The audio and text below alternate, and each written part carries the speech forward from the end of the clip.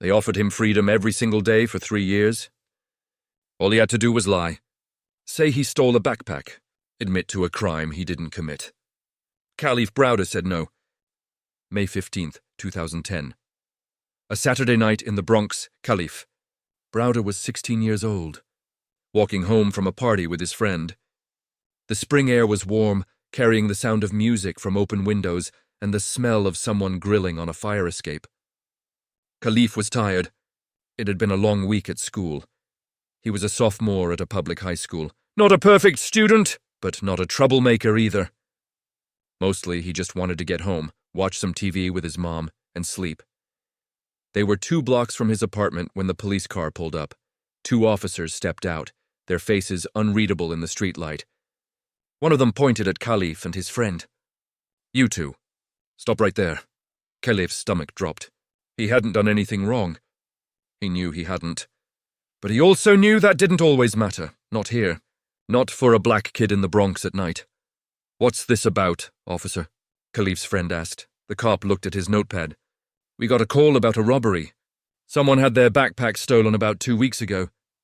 "The victim says it might have been you two." Kalief's mind raced. 2 weeks ago? He tried to remember where he'd been, what he'd done. Nothing came to mind. No backpack. "No robbery, nothing. That wasn't us," Kalief said, his voice steady despite the fear crawling up his spine. "We didn't steal anything." The officer studied him for a long moment, then nodded to his partner. "Put them in the car. We'll sort it out at the precinct." "Wait, what?" "We didn't do anything." But the handcuffs were already clicking around Kalief's wrists. Cold metal. Too tight. His friend was cuffed too, both of them guided into the back of the patrol car. The door slamming shut, with a sound that seemed to echo forever. Kalief pressed his face against the window, watching his neighborhood disappear as they drove toward the precinct. He wasn't scared yet. Not really. This was a mistake. Mistakes got fixed. They'd go to the station, explain what happened, and someone would realize they had the wrong kids. He'd be home in a few hours. He had no idea he wouldn't see home again for 3 years. At the precinct, they were separated. Kalief sat in a cold interrogation room, the fluorescent lights humming overhead, making his head hurt. Hours passed. No one came. No water, no food, no phone call. Finally, a detective walked in with a file folder. He sat down across from Kalief, opened the folder, and slid a piece of paper across the table. "We've got a victim who says you and your friend jumped him 2 weeks ago. Stole his backpack. Had money, credit cards, some personal items in it." "That wasn't me," Kalief said immediately. "I don't know what you're talking about." "I didn't steal anything from anybody." The detective leaned back, studying him. "The victim ID'd you from a photo lineup." "Then he's wrong. I've never seen him before. Where were you 2 weeks ago? Can anyone vouch for you?" Kalief tried to think. 2 weeks ago was just normal, school, home, hanging out. Nothing special. Nothing memorable. How was he supposed to prove where he'd been on some random day 2 weeks in the past? "I was probably at school, or home. I don't remember exactly, but I didn't rob anybody." The detective made a note. "Here's the thing, kid. We can do this the easy way or the hard way. You admit what you did, show some remorse, and the judge will probably go easy on you. Community service, maybe some probation. You're young. First offense. They'll give you a break." Kalief felt his chest tighten.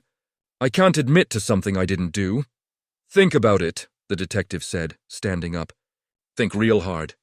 Because if you fight this and lose, you're looking at serious time." Then he left, and Kalief sat alone in that room, under those humming lights, trying to understand how his life had just derailed over a backpack he'd never seen. But this was just the beginning.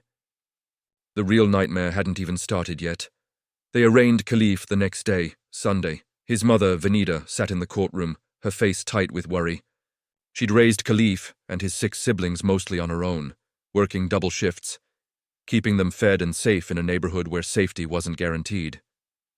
She'd never imagined one of her kids would end up here. The prosecutor read the charges: robbery in the 2nd degree. Kalief stood in his rumpled clothes from the night before, exhausted, confused, and terrified. His court-appointed lawyer spoke for maybe 3 minutes. The judge set bail at $3,000, $3,000 might as well have been $3 million. Venida worked as a school aide. She lived paycheck to paycheck. She didn't have $3,000. She didn't have $300. I'll get it, she whispered to Kalief during the brief moment they let her speak to him. I promise, baby. I'll find a way, but there was no way. Not legally. Not quickly. Bail bondsman wanted 10% cash, $300, plus collateral. Venida didn't own anything of value. The house was rented. Her car was 15 years old and barely ran. She had nothing to offer, so Kalief went to Rikers Island. Temporarily, they said. Just until his mother could post bail or until his trial date, which would be scheduled soon. Maybe a few weeks. A month at most. 16 years old. First arrest. Presumed innocent. Sent to one of the most brutal jail complexes in America to wait for justice. The bus ride to Rikers was silent.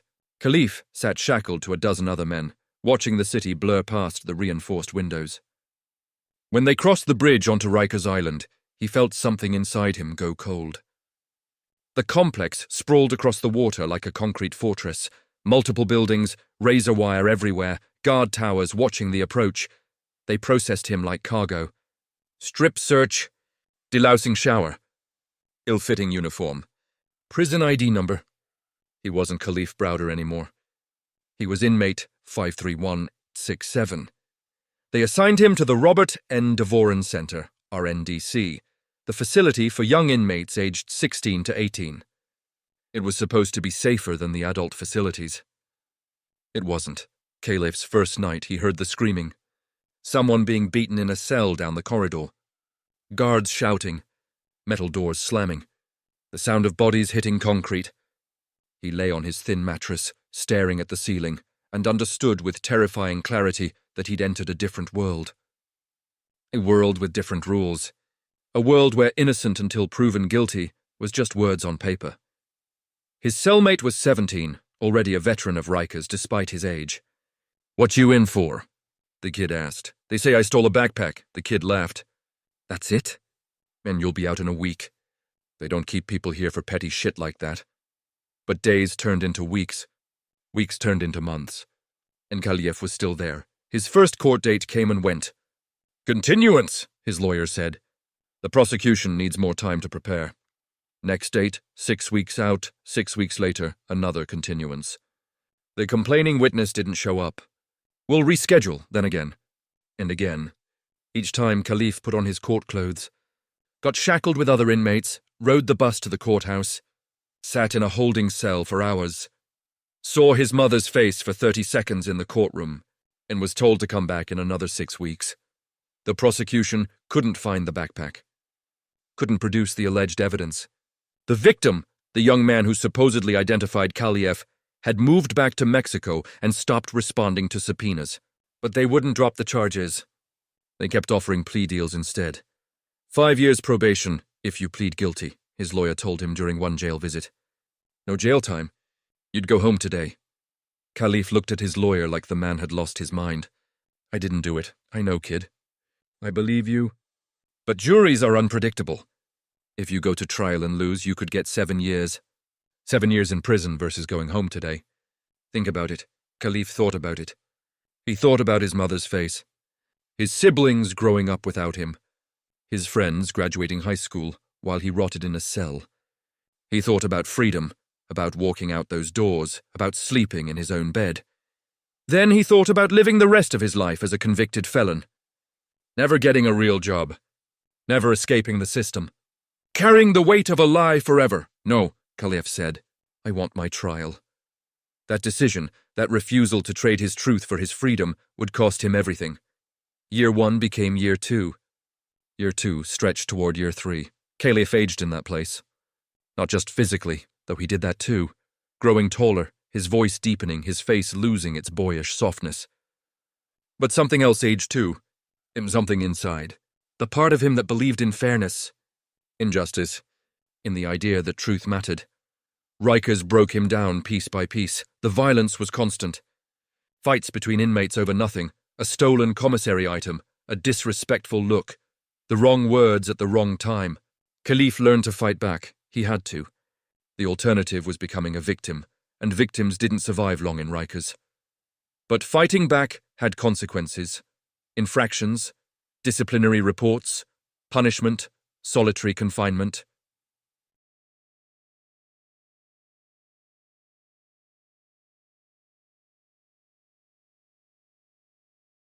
They called it the box, a cell barely bigger than a closet.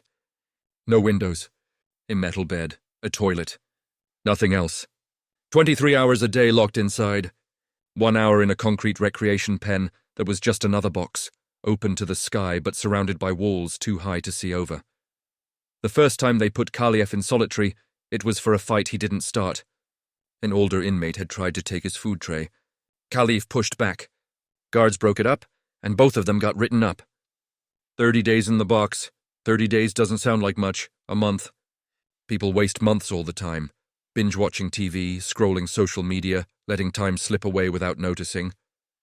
But 30 days alone in a 6-by-8-foot cell is different. Time moves differently when you have nothing to mark it. No sunlight to tell you when day becomes night.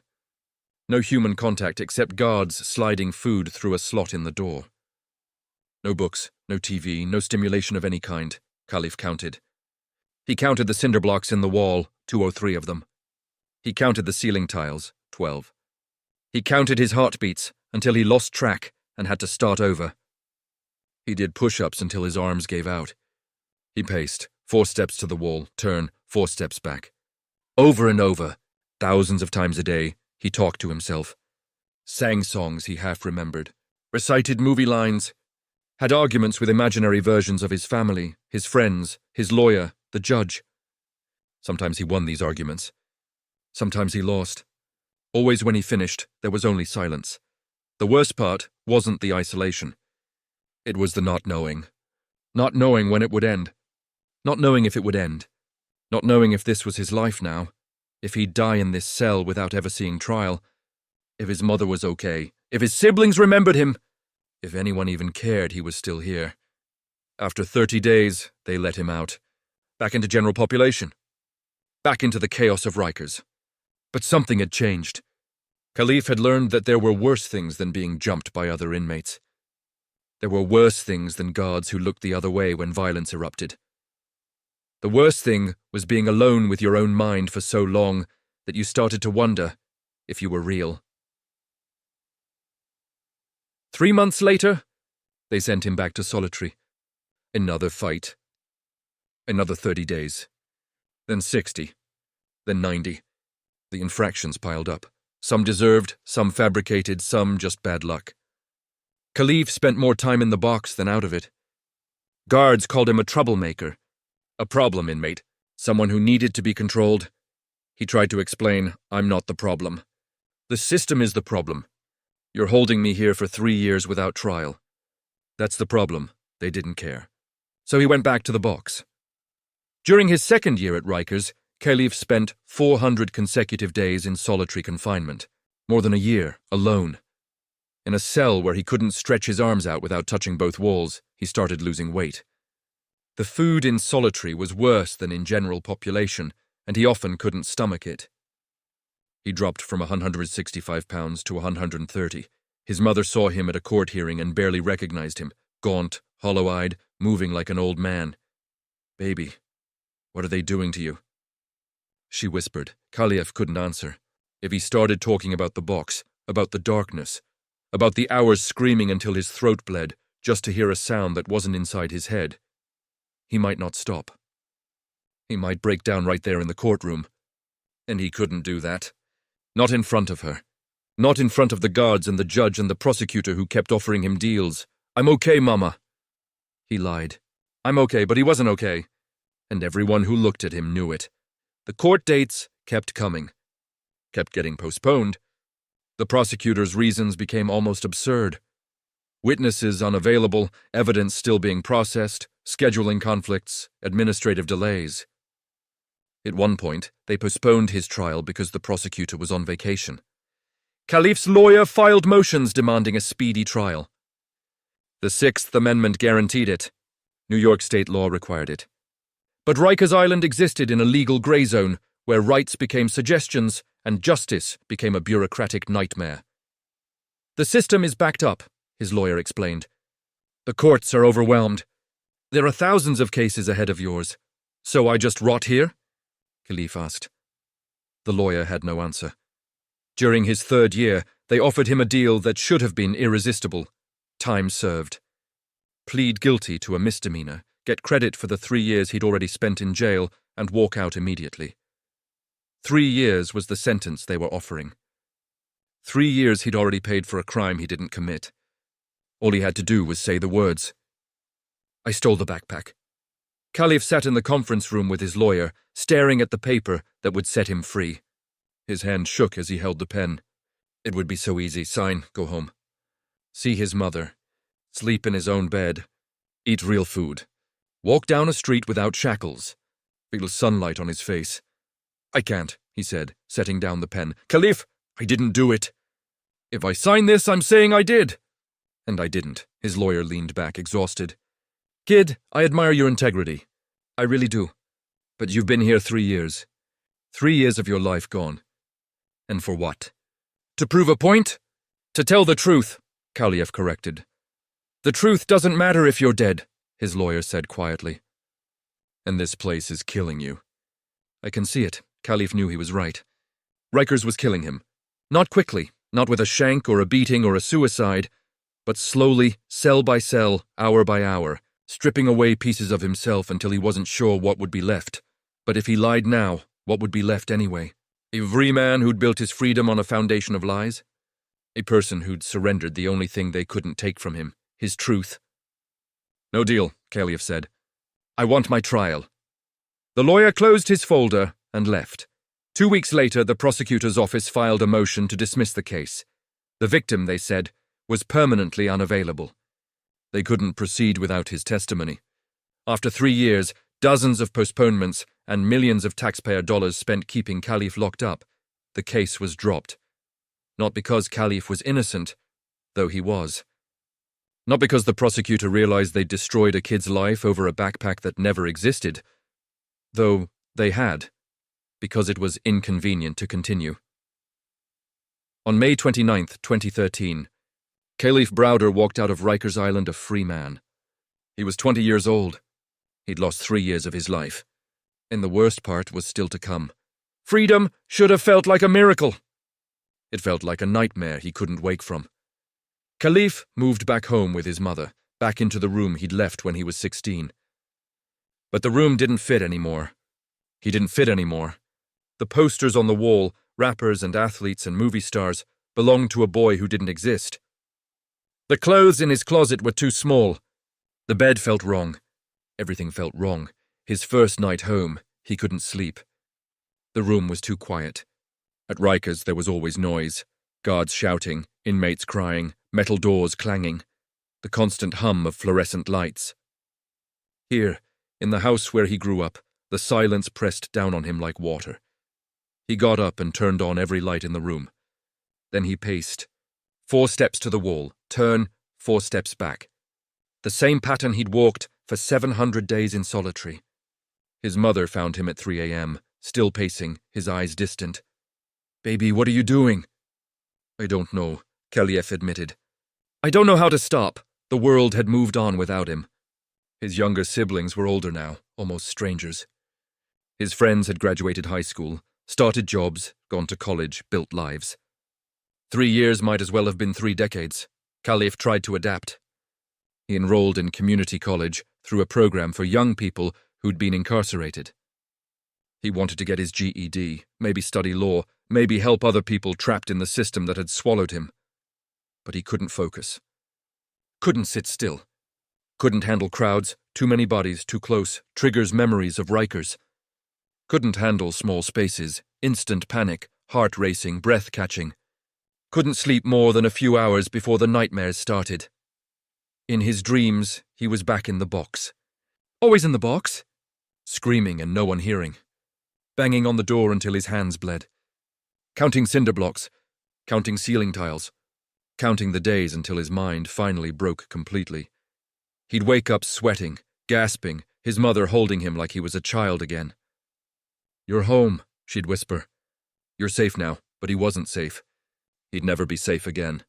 Rikers had rewired his brain, taught him that safety was an illusion, that walls could close in at any moment, that freedom was temporary and justice was a joke. The media discovered his story. A reporter from the New Yorker wrote a long article about his case, about the 3 years without trial, the 700 days in solitary, the plea deals he refused, the charges that vanished. It went viral. Suddenly, everyone wanted to interview Kalief Browder.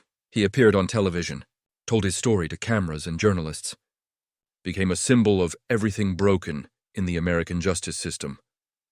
Prosecutors and judges and politicians all said his case was terrible, unacceptable, that reforms were needed. But none of them gave him back what they'd taken. None of them could erase the scars. Kalief tried to turn his pain into purpose. He spoke at rallies, advocated for bail reform, pushed for ending solitary confinement for young people. People listened. Laws changed, in part because of him.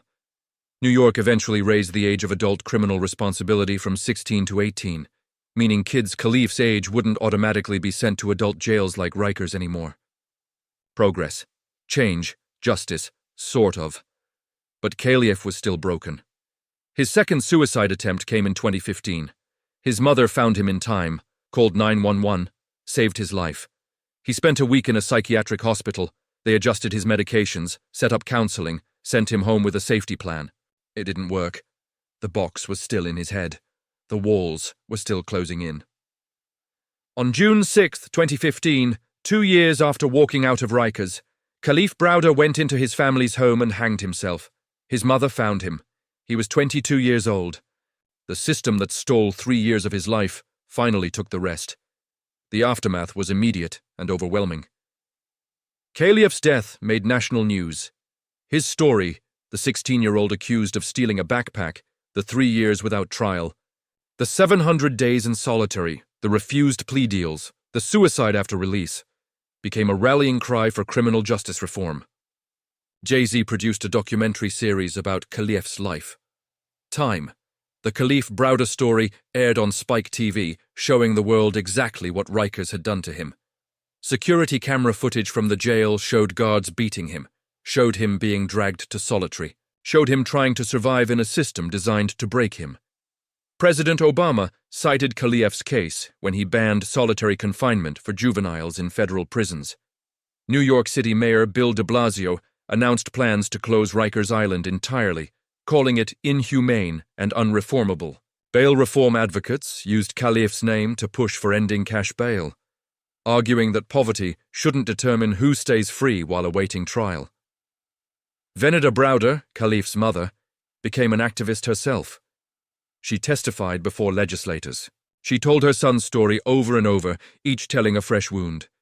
She fought for the changes Kalief had wanted, fought so that no other mother would lose her child to a system that treated innocence as irrelevant. "They killed my son," she said at one hearing, her voice breaking. "They might not have put a rope around his neck, but they killed him just as sure as if they had."